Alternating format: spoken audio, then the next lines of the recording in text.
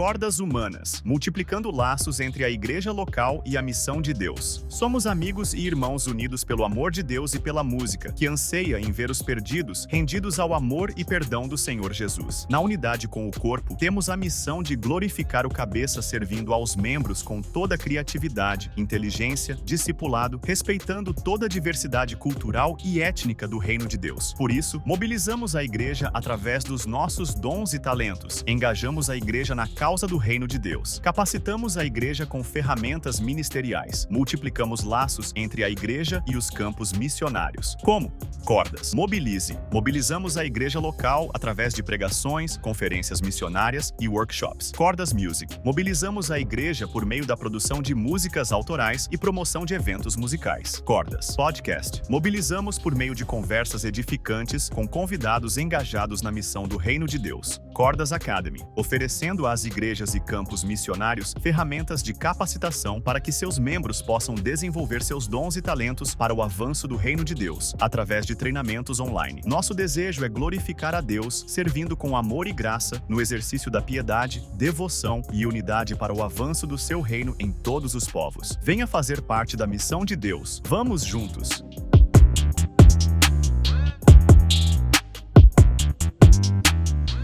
Por que mobilizar a Itália? Embora a maioria dos italianos se identifique como cristã, menos de 1% segue o Evangelho com foco na salvação somente em Cristo e pela graça. Poucas igrejas missionárias são vibrantes.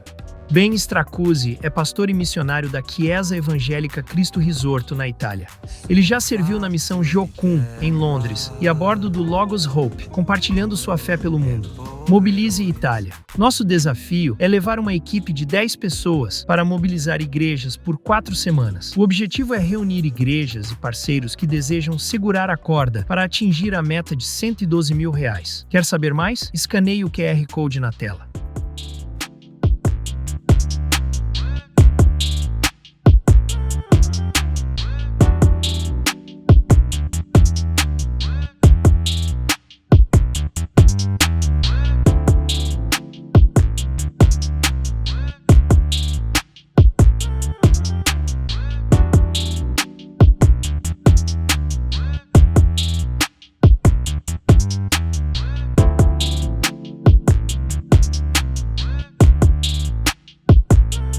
Fala pessoal, estamos começando mais um podcast Cordas Humanas, multiplicando os laços da igreja local com a missão de Deus. Para a gente é um prazer estar com vocês mais uma vez, compartilhando daquilo que Deus ele tem feito e como Deus ele tem nos chamado para participarmos da missão dele. De antemão, já queria te convidar a você curtir esse vídeo, a você compartilhar e a você comentar para que o YouTube entenda que isso é importante.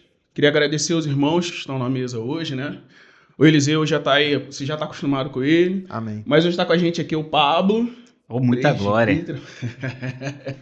Pablo Azaf também. Estamos compartilhando esse tempo aí de conversa com a gente.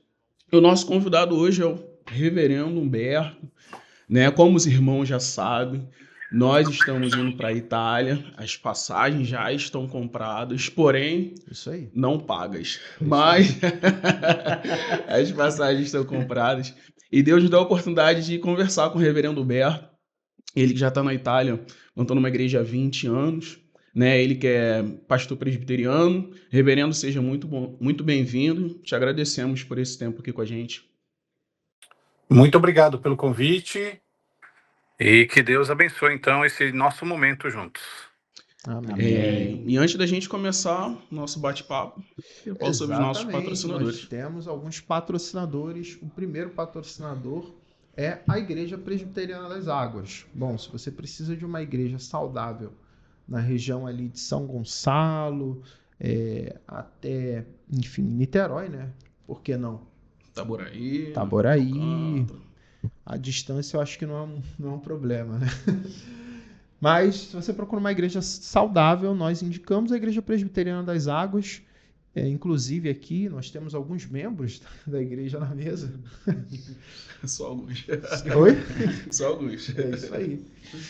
E, bom, cultos todos os domingos às 10 da manhã e também às 19h30. O próximo patrocinador Sim, é a Mais Coworking, que é um escritório inteligente, onde você pode contratar um domicílio comercial e fiscal para a sua empresa. A Mais Coworking também possui estações de trabalho, possui salas de reunião, tudo para atender e te dar a estrutura necessária para você desenvolver um bom trabalho e fazer com que a sua empresa cresça. E o último patrocinador é a Visto Verbo. Olha só, a Visto Verbo, juntamente com a equipe lá do Arthur, né? Na verdade, a Visto Verbo é um grupo, né? É um grupo. Olha aí, né? Então, se você precisa de camisetas para a sua igreja, para um congresso da sua igreja, ou até mesmo uma camiseta para a sua empresa, a Mais Coworking, a Visto Verbo resolve esse problema. Então é isso, irmãos. Hoje o episódio é online, né? Então, como é que a gente entrega a camiseta para o Humberto? A gente vai enviar essa camiseta para ele. É isso aí. Então, fala com a galera do Arthur aí, pegar o endereço do Humberto para enviar essa camiseta para ele, onde ele estiver. Muito bom, muito bom. Então, sem mais delongas, queria passar a palavra aí para o reverendo Humberto. Queria que você compartilhasse aí com a gente, reverendo, como é que foi o convite para ir para a Itália, como é que foi a preparação, né? De qual igreja o senhor era aqui no Brasil. Conta um pouquinho da história aí para a gente. Ok. Bom, meu nome é Humberto, eu tenho 58 anos. Sou casado com a Brandali há 34 anos. Temos 2 filhos, o Miguel, que tem 33, e o Lucas, que tem 29 anos. Toda a família vive na Itália e conheci minha esposa em um seminário de São Paulo, o Betel Brasileiro, um seminário pentecostal na época. Nós já tínhamos desejo de ir para o campo. Depois desse encontro nosso, nós nos casamos e o nosso presbitério aqui em São Paulo, o PELP, Presbitério Extremo Leste Paulistano, não aceitou a minha formação no Betel Brasileiro, e eu já estava nessa candidatura para o pastorado. Eu já era missionário na Venezuela. Na Venezuela nós ficamos 10 anos. Nosso segundo filho, inclusive, nasceu na Venezuela. O primeiro nasceu em São Paulo. E nós, então, atendemos todos os pré-requisitos do nosso presbitério. Enquanto eu fui missionário na Venezuela, eu estudei por 4 anos mais no Seminário Evangélico Reformado de Caracas e fui consagrado ministro presbiteriano no dia 16 de julho do ano 2000. E nesse período todo, nós sempre trabalhamos com plantação de igrejas, tanto na Venezuela quanto na Itália. Sempre começar uma igreja do zero, trazer à existência uma igreja bíblica, saudável, instruir pessoas, guiá-los na fé, prepará-los, fazer as classes de catecúmeno, visitá-los, cuidar deles, viver com eles. Enfim, o grande mandato de Mateus 28, 18 a 20, ele praticamente é muito claro nesse aspecto, né? Não é só você ir promover uma atividade. Passamos um período no Brasil de 2 anos. Nesse período estava ainda com algumas incógnitas. Nós queríamos ir para Espanha, até porque já falava espanhol. Porém, surgiu uma oportunidade de irmos para a Itália. A gente aceitou. Foi uma experiência muito difícil. Quando eu cheguei na Itália, não tínhamos... Eu creio que era o único pastor presbiteriano na Itália. Não tinha nenhum outro. A Itália sempre foi uma terra muito resistente. 60 milhões de habitantes, aproximadamente aí 600 mil evangélicos, com muito otimismo, 1% da população. E dos quais mais de 90% são pentecostais, as igrejas históricas são liberais, a nação é bastante secularizada. De 80% dos católicos que se declaram católicos no país, só 3% vai à missa pelo menos uma vez ao ano. Enfim, o catolicismo vive a mesma crise que vive todo o mundo ocidental, não? A presença do secularismo muito forte. Chegando na Itália, nós trabalhamos inicialmente em Torino. Tinha um grupo de brasileiros ali quando a gente chegou. Veio uma crise, os brasileiros eles retornaram, não? Foi um pouco complexo, difícil, tivemos algumas dificuldades em casa com os meninos e nos transferimos mais a norte, na região de Milão. Ficamos por um ano ali e depois fomos à cidade onde a gente está hoje, que é próxima de Milão, 27 quilômetros. A cidade se chama Legnano. Ali começamos as reuniões em casa. De casa nós fomos para uma sala de condomínio, da sala de condomínio fomos para um local que a gente alugou, e hoje nós temos um local que a gente paga um financiamento que é próprio da própria igreja. A igreja hoje conta com 60 membros, creio que mais, pode ser que tenha mais. Não, eu nunca esperei que a gente chegaria a isso, não, a um número assim. Desse trabalho nosso em Legnano, nós começamos uma outra igreja há 6 anos atrás em Brescia, a 120 quilômetros de distância. Como tem poucas igrejas na Itália, então as pessoas elas se locomovem em grandes distâncias para participarem de uma igreja. E nós começamos então cultos na casa dessa família que vive a 120 quilômetros. Dali a gente foi para uma salinha e vai. E nós então recebemos um missionário da nossa igreja da PMT, entregamos a congregação com 27 membros, com 2 presbíteros e um diácono em Brescia. É uma outra igreja que nós começamos. Ele está ali há pouco tempo e a gente espera que possa Deus assim prosperar e abençoar.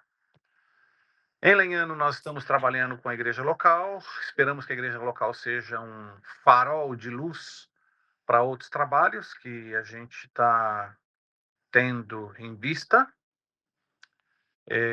Tenho pensado já nisso assim que eu voltar, não, da gente ver algumas perspectivas de começar uma outra igreja. Começar igrejas, eu sei que é um trabalho bastante complexo, difícil. Eu creio que as nossas escolas de teologia, os nossos seminários deveriam colocar muito ênfase nisso, entendeu? Porque plantar igrejas tem a ver com o caráter do ministro, do obreiro, plantar igrejas tem a ver com esforço, com dedicação. Plantar igrejas te coloca à prova em muitas coisas. E eu creio que hoje, por exemplo, no Brasil, eu tive pregando no sul do Brasil, muita necessidade, não? E infelizmente nós vemos um número muito grande de pessoas vocacionadas, mas não chamadas ao ministério, não? Quando o indivíduo ele tem o chamado pastoral, ele tem o entendimento claro de que esse chamado é um chamado para o mundo. Ele pode ir seja para a África, ele pode ir seja para qualquer outro tipo de país, a Austrália, ele pode ir para a Itália, ele pode ir para o mundo muçulmano. O chamado pastoral ele não tem restrição, então isso é fundamental. Hoje na nossa igreja nós temos 3 presbíteros, temos também alguns outros pastores que estão colaborando conosco, e nossa perspectiva é trabalhar fortemente na formação de uma liderança local, para que a igreja ela possa existir para gerações futuras. Creio que o que fica hoje em toda a nossa vida é a igreja, irmãos. Eu tenho certeza que o trabalho social ele tem o seu papel, eu tenho certeza que ajudar os pobres é importante, mas jamais isso deve tirar o brilho da grande comissão: fazer discípulos, plantar igrejas. Há mais de 30 anos atrás, estudando no seminário onde eu estudei no Betel Brasileiro, eu li um livro escrito por uma família da Bahia. Não perdi até ele, só ficou o conteúdo. O livro se chamava assim, não? Pobres, Negros e Presbiterianos. Contava a história de um agricultor na Bahia que conheceu a igreja através de um missionário que andou ali da nossa igreja. Esse missionário anunciou o evangelho para ele. Ele disse que não sabia ler. Esse missionário ajudou esse irmão do campo a ler. 6 filhos. E através dessa aproximação dessa pessoa com a igreja, ali na Bahia, em uma cidade pequena, a família toda passou a participar. E o mais marcante do livro, não, que esse irmão que era analfabeto que escreveu, pobres, negros e presbiterianos, é que de todos esses 6 filhos, no final do livro, 4 eram médicos, as mulheres eram, uma era advogada e uma outra era uma juíza ali no estado da Bahia. Então, esse é o poder que transforma vidas. O poder que transforma vidas é o poder do evangelho. Então, é o fato de você estabelecer a igreja. E a igreja, como ela chegou nessa cidade pequena da Bahia e trouxe transformação na vida de uma família, ela pode trazer e traz na vida de qualquer família. Hoje, na nossa igreja na Itália, nós temos uma irmã, que inclusive eu vou depois passar o contato para vocês falarem com ela, que ela aprendeu a falar português. Ela é filha da nossa igreja. Ela é missionária também hoje da nossa igreja, da PMT. Ela trabalha com tradução. Então, nós que instruímos, nós que batizamos, toda a família toda é parte do nosso trabalho. Os meninos. E seria muito interessante vocês ouvirem aí o testemunho dela, não, que é fruto do nosso próprio trabalho. Então, eu quero deixar para todas as pessoas que ouvem, que seguem, que o evangelho é o maior poder de quebrar barreiras. Barreiras étnicas, barreiras raciais, barreiras de sexo homem-mulher. No evangelho não existem cores. O evangelho quebra completamente prismas de estigmatismo social ou de imagem, autoimagem pessoal ruim. E é muito importante que nós entendamos que esse evangelho bíblico proclamado, ele é presente na mensagem de Jesus Cristo, nosso Senhor. E creio que onde quer que a igreja chegue, ela sim, ela vai dissipar as trevas e ela vai trazer a luz. Por isso é fundamental que as igrejas e os seminários hoje no Brasil se esforcem em preparar pessoas para plantarem igrejas. Uma outra experiência que eu gostaria, não sei se eu já contei, compartilhar com vocês, que quando eu estudava no seminário, um professor de homilética visitou Angola, na África, e no final do culto ele sentiu um irmão ali que estava cheirando gado. O irmão foi para a igreja com uma calça de couro, e ele estava com aquele cheiro forte do campo, aquele cheiro de cavalo, aquele cheiro de boi.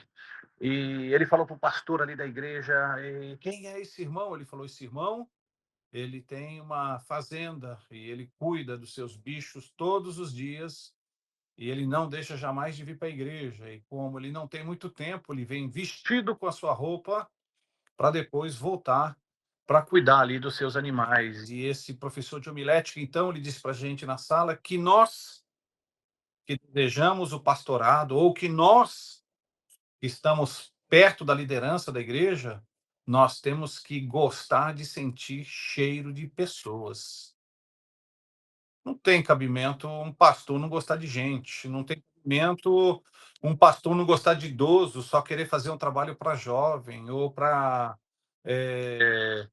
um determinado grupo humano. Não tem cabimento. Nós temos que gostar de seres humanos, nós temos que sentir o cheiro das pessoas na nossa vida, seja ela de qual faixa etária que seja ela o tipo de pessoa que seja, independente da complexidade da pessoa, nós somos chamados para nos aproximar das pessoas e amar elas. E de alguma forma esse tem sido o nosso trabalho ali. A igreja na Itália tem crescido em modo primário com as mídias sociais. Isso é muito comum hoje. Você tem hoje acesso à informação, não? E as pessoas procuram. Então, uma parte das pessoas vem através disso, outras vêm porque essas pessoas que vieram através da internet, elas vêm também por causa das outras pessoas. Nós temos um grupo também de pessoas que vêm do movimento pentecostal. Eu chamo isso de nova evangelização. Então, nós trabalhamos com essas pessoas, recebemos essas pessoas e as inserimos na igreja. Hoje, na nossa igreja na Itália, nós temos um grupo que tem uma faixa etária que são jovens que estão aí praticamente com um casamento de 5, 10 anos. Então, temos poucas pessoas que são de maior idade e bastante crianças. Acredito que com a tendência e com o crescimento do trabalho, provavelmente a gente vai estar recebendo outras faixas etárias. Temos também na Itália pessoas de 11 nacionalidades diferentes na igreja. Todo o culto ele é feito em língua italiana, mas nós temos coreano, temos chinês, temos russo, temos Equador, Ilha Maurícios e por aí vai. Temos pessoas de todas as etnias. E da África também, temos pessoas da África também. Isso tem mais a ver, assim, também com a realidade, no caso da Europa, não? Que é um grupo bastante, assim, misto. E isso traz muita riqueza, no caso aí, para a própria igreja e até para nós, não? De aprendizado com pessoas de outras nacionalidades. Esse é um desafio que eu deixo para vocês, então. E abro espaço aí para os irmãos, se desejarem perguntar alguma coisa, eis-me aqui. Então, Tem muita pergunta. Muito aprendizado na fala do reverendo. E teve um momento, você falou sobre o pastorado, né? Já que temos 3 seminaristas na mesa e um futuro Seminarista. Receba. seminarista. Reverendo, você falou sobre a formação, né? Sobre esse foco que os seminários devem ter na plantação de igreja. E você falou algo muito interessante. Todo pastor, ele é pastor para o mundo, né? Por que que isso me chamou a atenção? Porque parece que isso não é uma realidade no Brasil. Acho que não há o foco, né? Não há essa tendência do pastor ele ser um pastor para o mundo, ter essa visão missionária, né? Ou ter essa visão transcultural. A minha pergunta é se esse entendimento você teve desde o início, né? Se isso já foi fomentado em você no seminário ou na igreja, né? Porque é bem pertinente essa sua fala nesse momento, porque também tem a ver com o que o Cordas faz, né? Ligar a igreja local ao campo missionário. Então, sim, no caso, na minha vocação pastoral, essa sempre foi uma questão muito clara, não? Por causa da literatura, por causa da formação, por causa dos livros, por causa da minha leitura, no caso da história dos puritanos, no caso de como se difundiu o evangelho na Europa, num período chamado aí grande, teve uma grande manifestação religiosa, sim, os pastores são pastores do mundo. Nós notamos algumas características, não? Hoje é muito comum pessoas que saem do seminário e creio que tem as suas exceções, jovens que saem e de repente já estão querendo ter o mesmo poder ou a mesma capacidade de êxito ministerial, se podemos usar essa palavra, ou de comunicação, de um pastor com 50 anos de vida e 30 de ministério. Então, não é possível isso. Aqui no meu presbitério, um rapaz jovem do seminário estava sendo preparado para assumir a igreja depois da saída do pastor por aposentadoria. E esse jovem, ele na reunião do conselho disse que ele queria ganhar tanto, queria isso, queria isso, queria isso. Foi interessante que o próprio conselho disse: mas você tem 20 e poucos anos, você está querendo se medir com um homem que tem 65 anos, você não tem capacidade de ganhar nem a metade.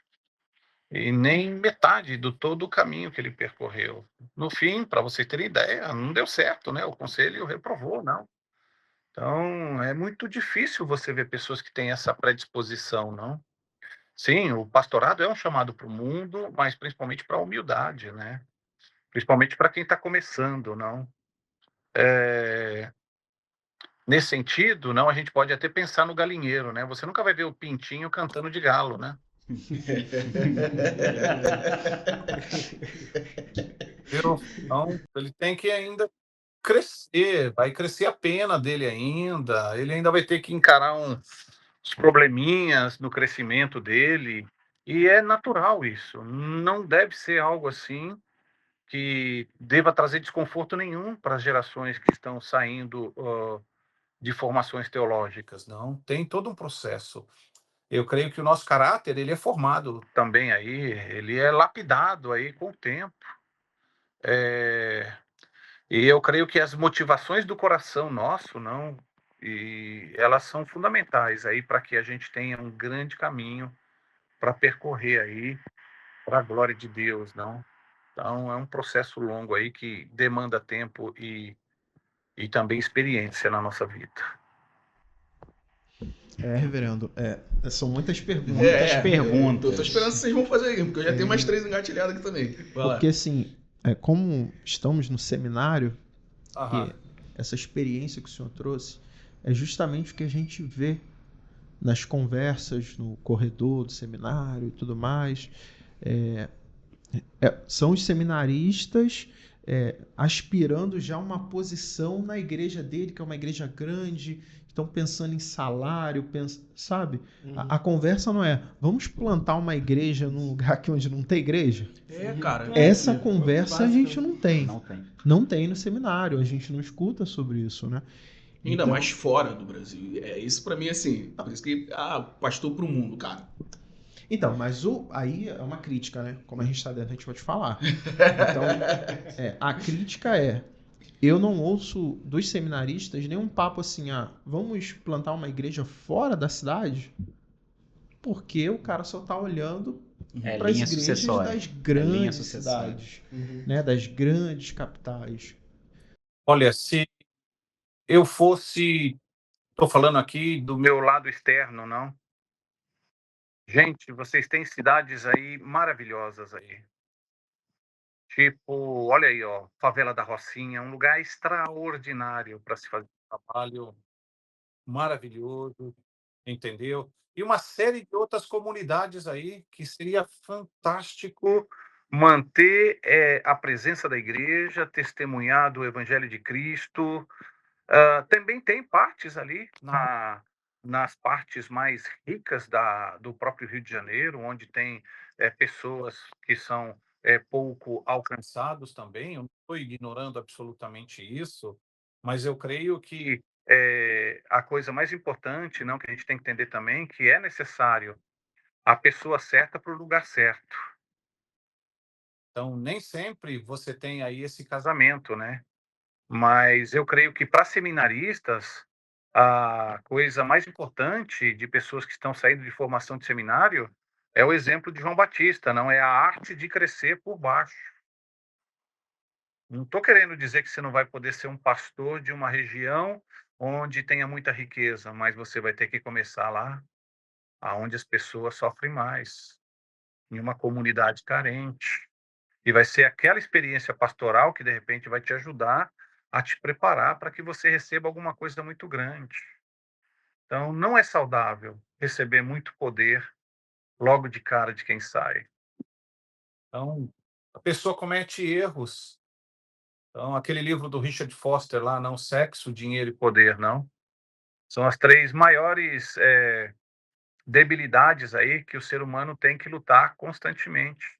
Então, para quem recebe formação aí para ser pastor, ele deve encarar isso com muita humildade e aprender a começar por baixo. Reverendo, eu vou fazendo uma digressãozinha na sua história. Como foi o processo com a sua família aqui no Brasil, antes de lá da Venezuela e tudo? Como que a família recebeu? Como que a igreja local recebeu essa notícia? Foi uma mudança muito natural? Como foi? Bom, eu sou o mais velho de 8 irmãos, então, a minha família, eu sou o único presbiteriano, todos são pentecostais. Para eles foi tranquilo. Em relação à igreja, não, eu costumo dizer assim que eu sou um presbiteriano samaritano, não? Então é um dos nossos.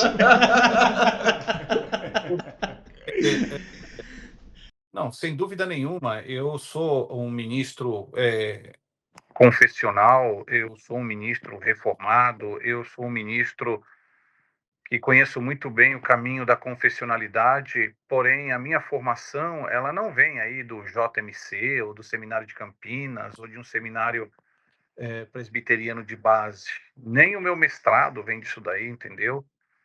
Então, vocês aí, de repente, vocês têm o custo de vocês aí no seminário custeado, os cursos de vocês, eu não. Tudo o que eu fiz até hoje, todos os meus estudos, todos eles eu paguei, foram pagos, toda a minha formação teve um custo, o meu próprio mestrado teve um custo, tudo isso foi custeado por mim mesmo, entendeu? Então, nesse sentido, eu digo que sou assim um samaritano e também a minha formação vem assim, eu fiz a minha validação do meu diploma na Faculdade Sul-Americana de Londrina, eu fiz também na própria Faculdade Sul-Americana de Londrina um mestrado em aconselhamento familiar, enfim, esse foi o caminho. E outra, hoje, por hoje, eu creio que eu entendo hoje também que chega um tempo na nossa vida que a gente tem que parar de, não que a gente tenha que parar de estudar, mas parar de procurar ter acesso a um determinado diploma, entendeu? Tipo, o meu filho que tem 33 anos na Itália, ele já tem um doutorado e ele está fazendo um outro. E eu disse para ele, falei, filho, tem um momento na vida que a gente tem que focar na nossa própria vida, na nossa carreira, e entender que é daqui para frente. Não estou desanimando pessoas com uma determinada idade que têm um foco em alguma coisa para que ele retome os estudos, mas nós que trabalhamos no ministério, a gente tem que sim se atualizar sempre, mas viver desesperadamente aí atrás de um diploma, ser doutor 10 vezes, enfim, o que que isso vai ajudar? Chega um momento que a gente precisa, então, digerir tudo o que a gente aprendeu e colocar em prática no caminho da vida, né? Benção. Posso fazer uma dúvida? Estou conhecendo sua história hoje, pastor, e a minha dúvida é, durante todo esse processo de implantação e dos frutos que você tem relatado aí, como é que foi a relação com a igreja aqui do Brasil? Quais igrejas te estiveram com você, te deram suporte nesse tempo, assim? Como foi esse contato, como foi essa ponte? Ok, então, vamos lá. Primeira coisa, o trabalho missionário ele começa com Deus, né? Deus ele é o autor, Deus ele é o primeiro missionário. Ele mandou seu filho a morrer por nós na cruz. Na minha primeira saída para o campo missionário, eu tinha meu filho e a gente tinha necessidade de ter um sustento de $500. $500. Então, nós fomos para o campo, na verdade, no campo era 450, né? Porque você tem a questão aí dos dízimos, não? Como parte aí da sua devoção, parte de também moldar o seu caráter, né?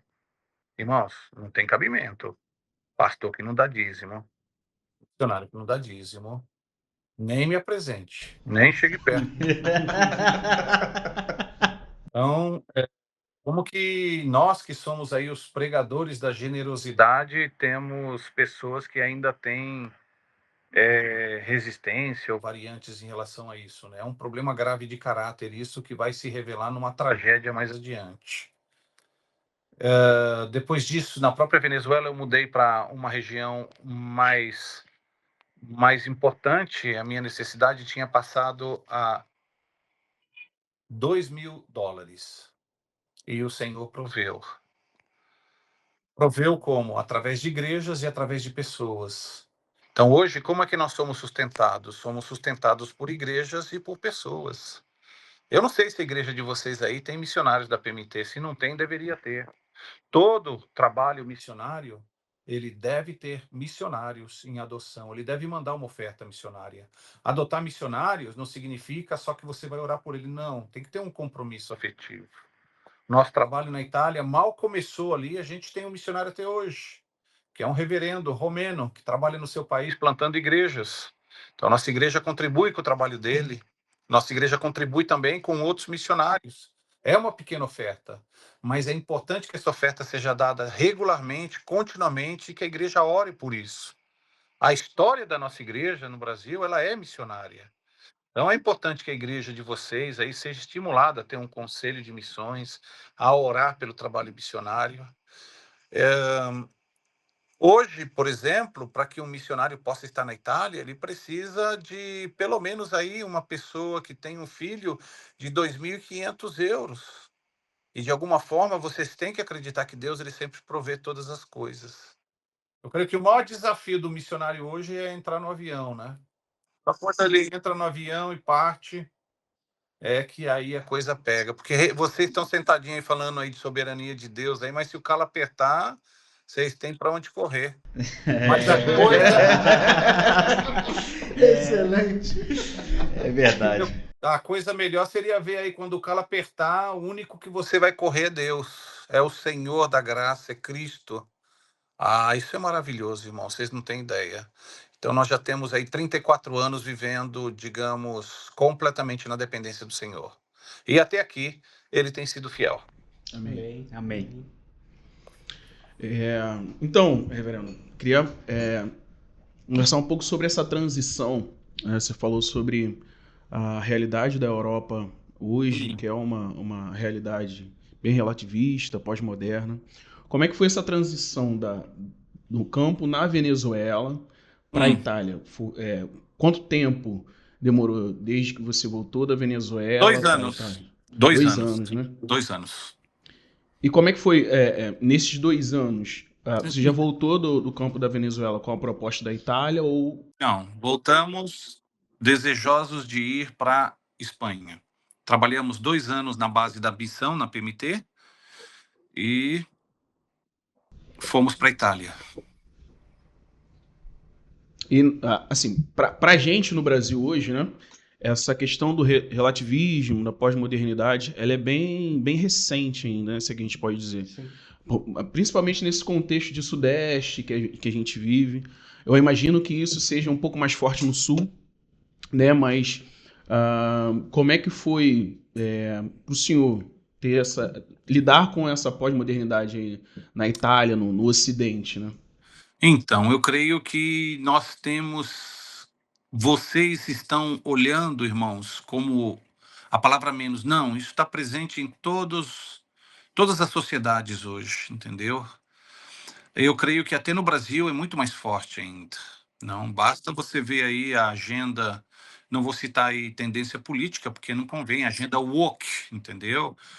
Grupos que querem relativizar o conceito de masculino, feminino.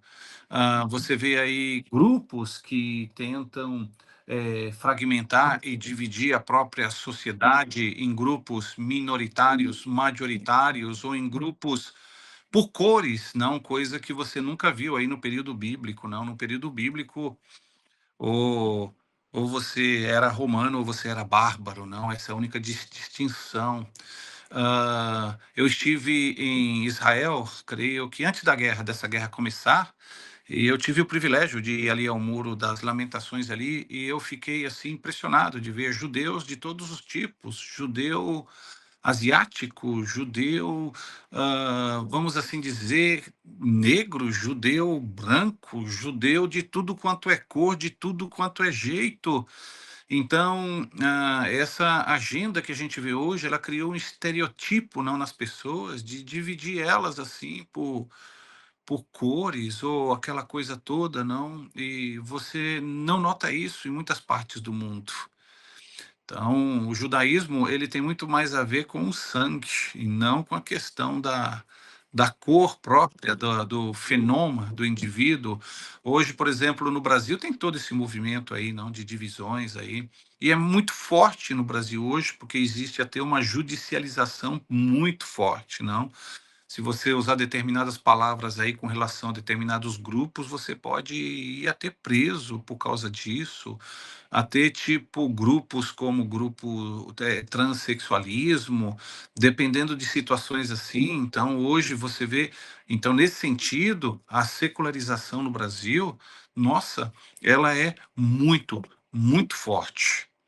Então, isso, tipo assim, vou falar da Europa. Na Europa, isso não tem jeito, porque o povo europeu, em geral, ele é todo dividido em tribos também, e eles se xingam entre eles.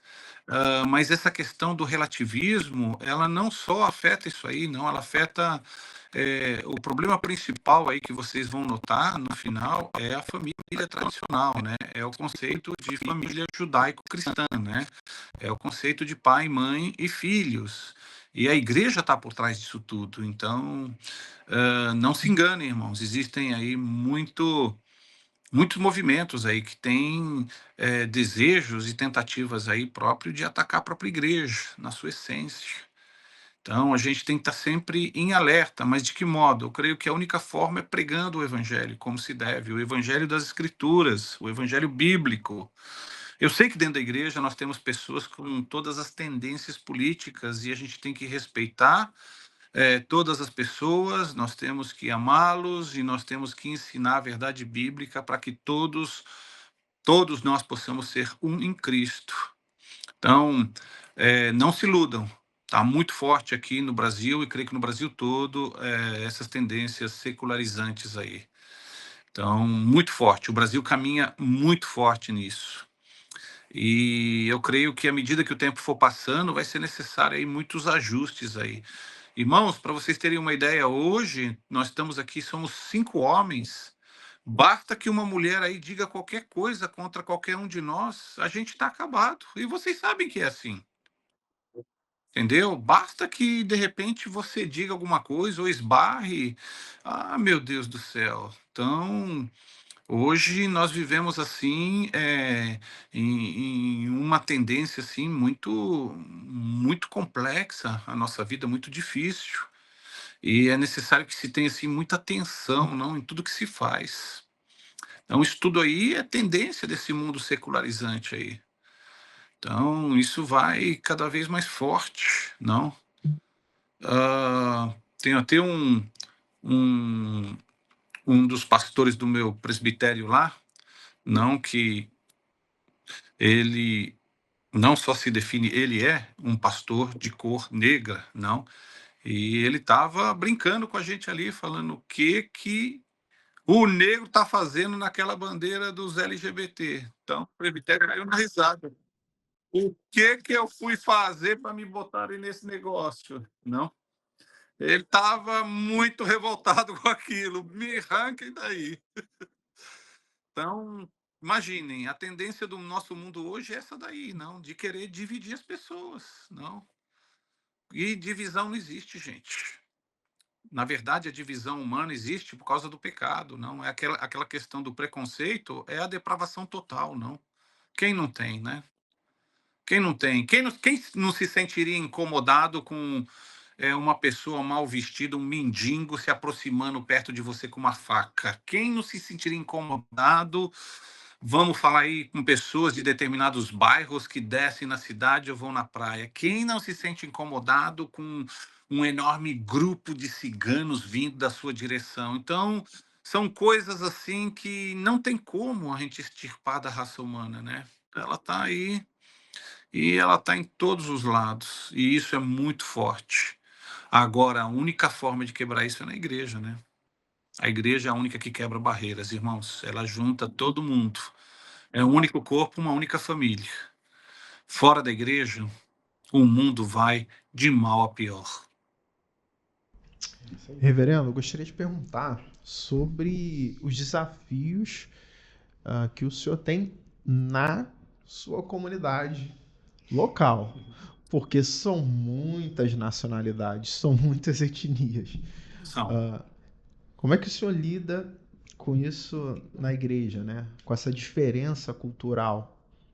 Na verdade, Senhor, puxa, deixa eu pensar aqui. Sim, temos. Vou contar um caso para vocês aí. Nós temos um irmão na igreja que ele entrou pela Líbia. Ele veio do Togo, entrou pela Líbia.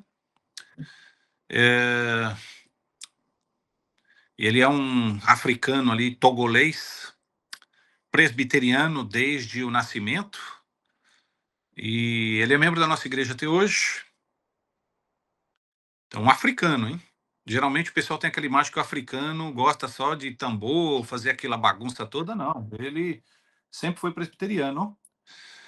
Acompanhamos o casamento dele. Para ele se casar, a mãe dele lá na África tinha que conhecer antes a esposa. Conheceu uma, a menina morou uma semana na casa e a mãe falou que ela não servia para ser esposa do filho, dispensou. Então, aí depois apareceu uma outra, aquela outra foi aprovada, aí ele foi para lá, para a África, e ele se casou, não? E depois ele teve que voltar de novo para fazer o casamento com efeito civil, porque o primeiro casamento foi só o casamento tribal, religioso tribal. E depois voltou, fez o civil, e agora ele está voltando para poder trazer a esposa para morar com ele. Então, no país dele, em casa, o filho são os pais, então é o pai que escolhe quem que o filho vai casar, não tem jeito. Então, e para eles é a coisa mais maravilhosa do mundo, irmãos. E a gente se alegra com Imagina. isso, entendeu? E a gente se alegra com isso assim imensamente. Quem foi que disse que o nosso modo de ver os outros povos é mais elevado, mais bonito? Quem falou que a gente casa melhor desse nosso jeito? Não é nada. Então, super feliz e não vê a hora de. A gente não vê a hora dos chocolatinhos aparecendo aqui na igreja. Entendeu? E ele também. Então, a vida é feita dessa coisa, de diversidade entre nós e unidade em Cristo. Ah, como que a gente convive com isso? Convivemos bem, mas algumas coisas você tem que evitar fazer brincadeira com o fenótipo de pessoas, não, porque a gente tem gente de tudo quanto é canto. Então, você não pode falar para uma pessoa, para um asiático, abre o olho, ou você não pode usar uma expressão de denegrir uma pessoa porque ela tem a cor muito negra, ou porque é asiática, ou porque tem algo. Esses são detalhes que a gente tem que aprender em convivência, né? Quer É um dizer, desafio. tem pessoas que não tem problema nenhum de você brincar, mas você não pode fazer isso comunitariamente com todos, né? Reverendo, o senhor falou que hoje tem uma média até mais de 60 pessoas, não é isso? Membros, eu falo, Membros, isso. Isso. E como foi lá no início? Como foi até chegar a primeira ou as primeiras pessoas ali? Como que foi esse momento de receber essas pessoas? Então, essas pessoas, eu sempre tive 3 ovelhas em toda a minha vida. Onde estiverem 2 ou 3, então eu fiz muito culto para mim, para minha esposa e para os meus filhos. Aí, então essa é a minha primeira igreja. Se vocês são casados, pode parar de olhar lá fora, comecem a olhar dentro. Então, é sua esposa, são seus filhos, irmãos. Esse daí é o seu rebanho. Se você não é um bom pastor aí, esquece. Então, esse é o lugar aí onde a igreja vai nascendo, vai se desenvolvendo. E aí, depois, a gente sempre teve pessoas. Eu já batizei, fiz profissão de fé em casa, sempre tivemos pessoas de tudo quanto é lugar. E, no final, foi se consolidando. Depois que a gente chegou nesse local aí próprio, a igreja se estabeleceu de fato. E as pessoas, então, começaram a vir através de relacionamento pessoal, através de internet, através de contatos. Enfim, foi desse jeito. Legal. Então, você falou sobre essa questão da relação com a igreja, né? Diferentemente do que a gente imaginava, né? É uma igreja ali, multicultural. Completamente. E como é que foi? Lembrei da Glass agora sobre essa inteligência cultural, né? O senhor já foi preparado para lidar com essa questão multicultural? Ou o seu foco a princípio seria os italianos, né? Então, meu foco sempre são os italianos. Paulo diz ali que o evangelho ele é poder de Deus para a salvação de todo aquele que crê, primeiro do judeu e também dos gentios. Então eu continuo focado aí nos italianos. Mas Deus tem mandado gente de tudo quanto é lugar. Bem-vindos são. Sempre esse. Nós focamos em um povo. E as pessoas que vivem naquele povo são muito bem-vindas. E quais são os pormenores, né? Que assim, gente do mundo inteiro, mas aí tem a igreja italiana mesmo, né? Dos nativos, né? Todas Como as é. igrejas têm pessoas de todo mundo hoje na Itália.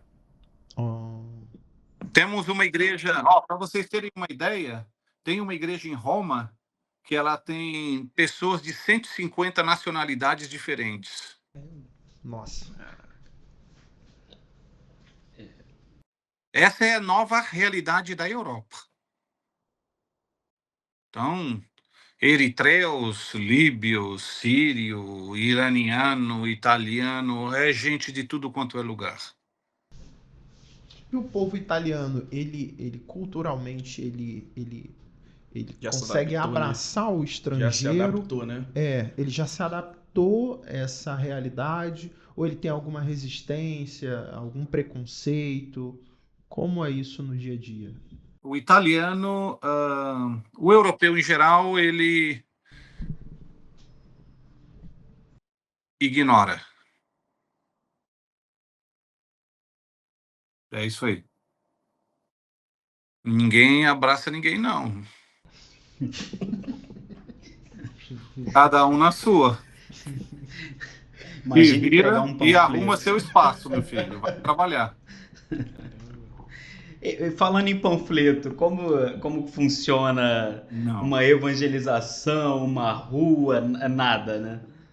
Panfleto você pode fazer. Você tem que pedir autorização, pagar a taxa de lixo que você vai sujar a cidade. Olha. Belo Acho ponto, melhor hein? não. Vamos lá. Falar na cidade. Eu creio que você pode fazer debaixo de algumas regras, sim, você pode fazer. Tem várias regras, mas nada substitui o velho método de relações interpessoais, não de você anunciar o evangelho para uma pessoa que você conhece. Penso. Deixa eu fazer uma pergunta. Tira uma dúvida, reverendo, sobre essa questão dos vocacionados, né?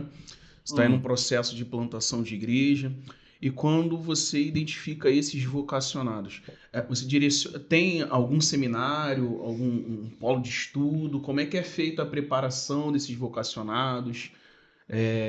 Se existe esses vocacionados, como é que é essa relação? Nós estamos trabalhando para estabelecer um centro de formação teológica para essas pessoas que estão recebendo esse chamado vocacional. Isso está em processo. Enquanto isso, as pessoas são preparadas por seminários de fora. O nosso presbítero, pelo menos, estudou à distância no Third Millennium nos Estados Unidos. Então, nós temos ainda aí essa necessidade de organizar um seminário dentro do próprio país. Sim, ótimo. Excelente. Né? Porque uma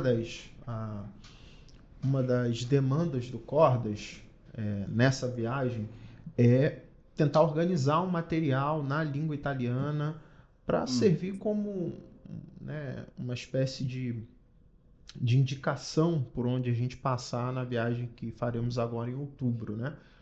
Então, Papai, vocês deveriam falar com a Alessia, que é a nossa filha na fé, que ela é muito boa nessa área aí. E ela tem muito material aí que ela poderia ajudar vocês. Eu vou deixar o contato aí dela para vocês. E aí vocês já peguem ela para fazer aí um um podcast com ela que vai ser muito bom, que ela é italiana, né? Mas ela fala português, tá? Então vai ser a perspectiva de uma italiana que foi alcançada por nós. Então, vocês vão ouvir o outro lado. Bom, o senhor falou sobre esse seminário, né, esse centro de estudos que vocês estão planejando. Como é a área acadêmica reformada na Itália? Como o senhor enxerga o nível de estudo? Ou se não tem, não tem nem como colocar aí numa escala, porque realmente é escasso.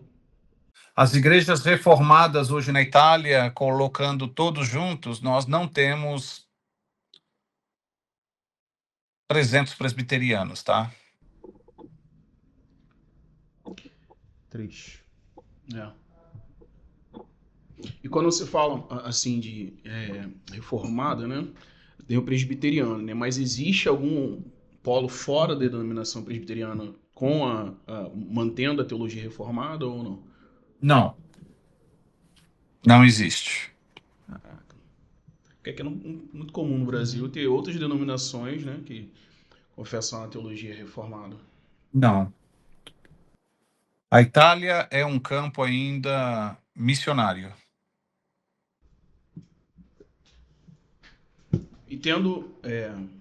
como é que é a relação, né? Se é que existe alguma relação, porque, como você falou, isso é muito inato do italiano. Existe uma relação entre as igrejas ou não? Existe relações através da Aliança Evangélica Italiana, que é um encontro de igrejas evangelicais, ou seja, aquelas igrejas que creem nas Sagradas Escrituras.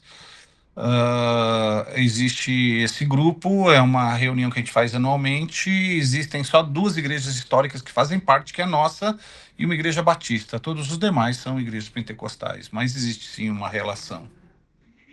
Que bom. Excelente.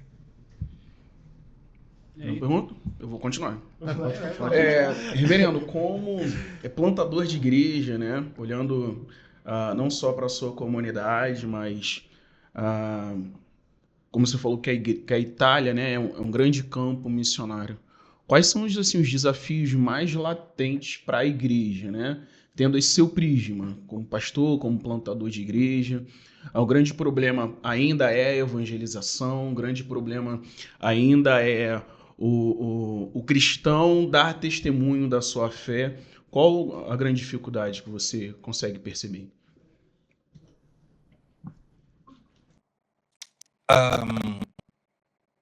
Dificuldade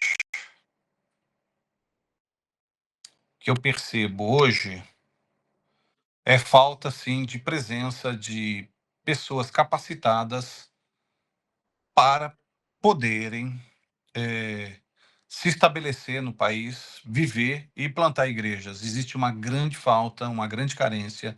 Nós temos uma família que vive a 380 quilômetros da nossa igreja, são membros da nossa igreja. E na cidade deles tem 60 mil habitantes e não tem nenhuma igreja evangélica, nem pentecostal, nada, nenhuma igreja. Então nós temos essa necessidade aí muito grande. Eu fico pensando assim, identificando os vocacionados, né? Hoje a igreja do Senhor tem mais ou menos 60 pessoas. Como faz para preparar esses irmãos para o ministério? O que o senhor tem pensado? Ou se já tem um caminho? Estamos trabalhando com isso aí. Estamos trabalhando ativamente com isso. Mas o caminho a gente está ainda trabalhando juntos. Estamos construindo. Gente, são muitos desafios. Muitos desafios, né? Muitos desafios. Porque assim, pra gente, né? É como o reverendo falou, né? Sobre a gente ter a noção dessa urgência do evangelho.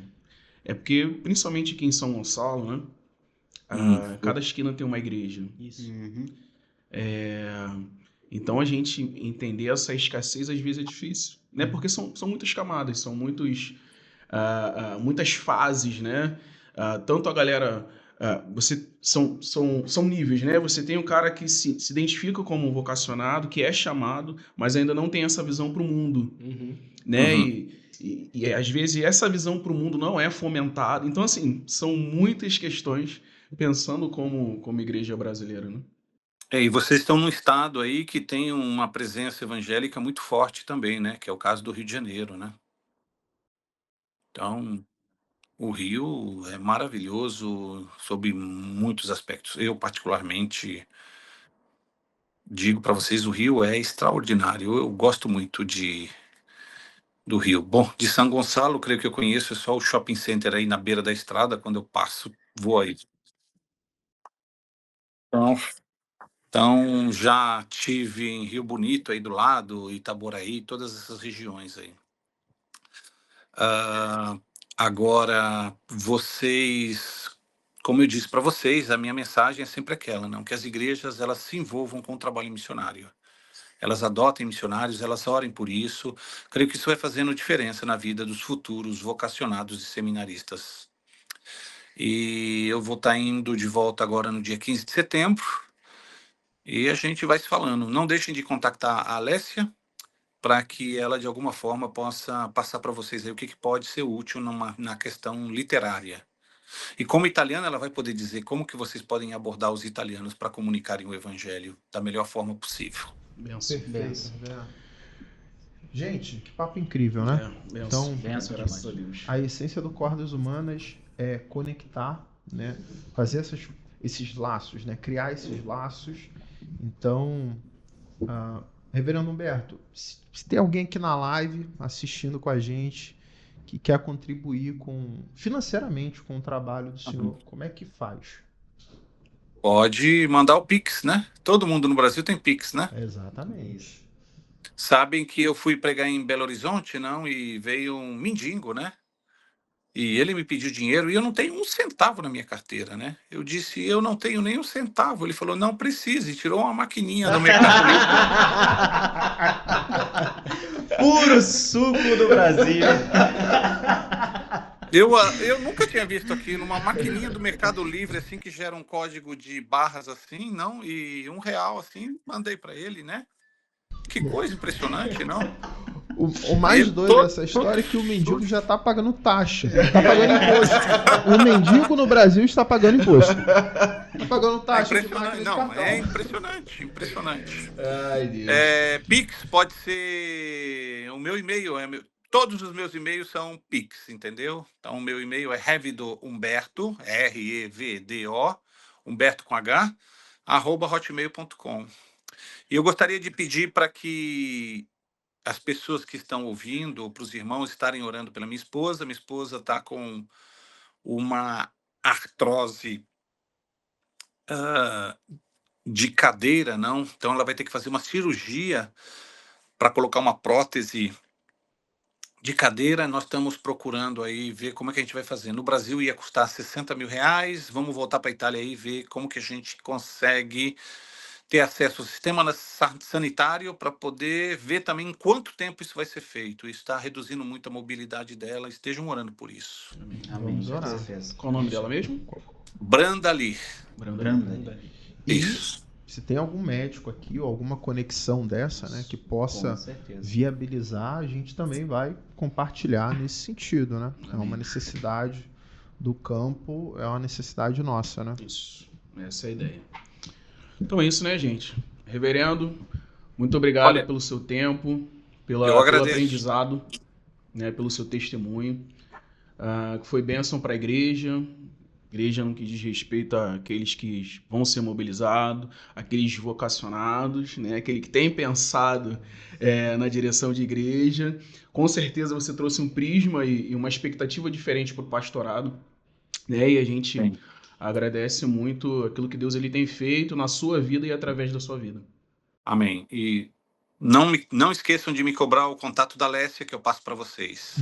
Pode deixar. Pode deixar. Manda um abraço e que Deus abençoe. A gente se vê.